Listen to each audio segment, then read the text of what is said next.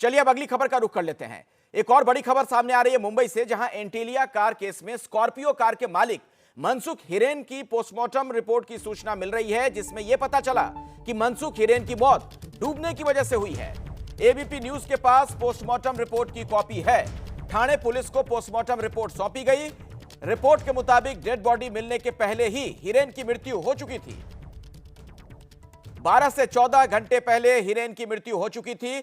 मनसुख के शरीर पर कहीं भी चोट के निशान नहीं हैं।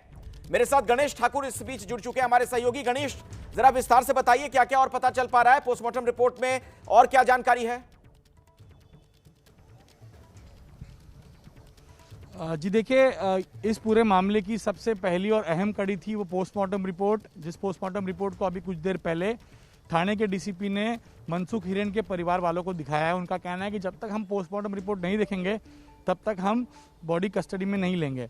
इस पोस्टमार्टम रिपोर्ट को देखा जाए तो इसमें कॉज ऑफ डेथ, मृत्यु का कारण जो है वो अभी स्पष्ट नहीं है। उनका कहना है कि मृत्यु का कारण केमिकल एनालिसिस की रिपोर्ट के बाद ही वो बता पाएंगे।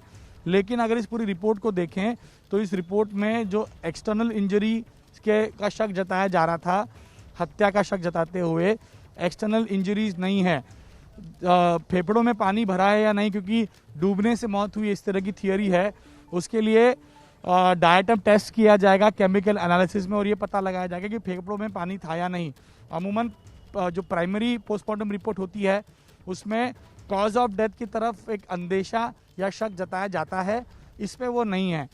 सारे 5 इंटैक्ट है, लेकिन चेहरे पर और नाक पर, अगर चेहरे राइट और लेफ्ट दोनों साइड 1.5 सेंटीमीटर से 1 सेंटीमीटर का मार्क है, और नॉस्ट्रिल, नाक के वहाँ पर एक छोटा एक एब्रेशन जिसे कहते हैं उस तरह की इंजरी है। तो शक ये जताया जा रहा है कि क्या किसी ने मुंह दबा के उनकी हत्या की। लेकिन ये एब्रेशन मार्क्स जो है, इंजरी मार्क्स, वो घसीटते समय भी आ सकते हैं, या अगर कोई व्यक्ति नीचे कूदता है तो उसमें भी आ सकते हैं। इसीलिए ये बहुत प्रीमेच्योर होगा। इस रिपोर्ट में कहा गया है कि एब्रेशन मार्क्स किस वजह से किए गए हैं, मुंह दबाकर या मुंह दबाया गया था उस वजह से हुए हैं या गिरने से हुए हैं, इसलिए केमिकल एनालिसिस किया जाने वाला है। उसके अलावा जो रुमाल के कपड़े मिले थे, सूखे रुमाल के कपड़े, वो वहाँ कैसे पहुँचे, ओपिनियन मांगा गया था।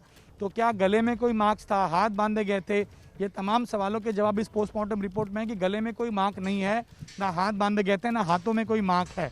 लेकिन सवाल ये है कि जो नाक और जो गले पे, चेहरे पर जो इंजरी मार्क आए हैं, क्या किसी ने उनका मुंह दबाया था, ये एक सवाल है जिसका उत्तर दूसरी रिपोर्ट, केमिकल एनालिसिस की रिपोर्ट में आएगा।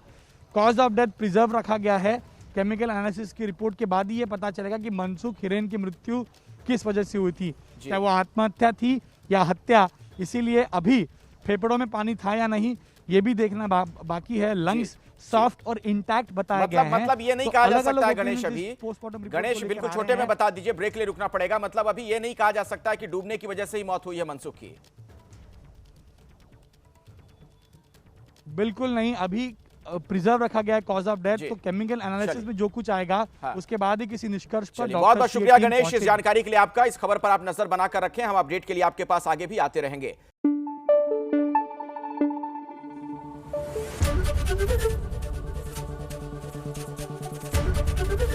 एबीपी न्यूज आपको रखे आगे।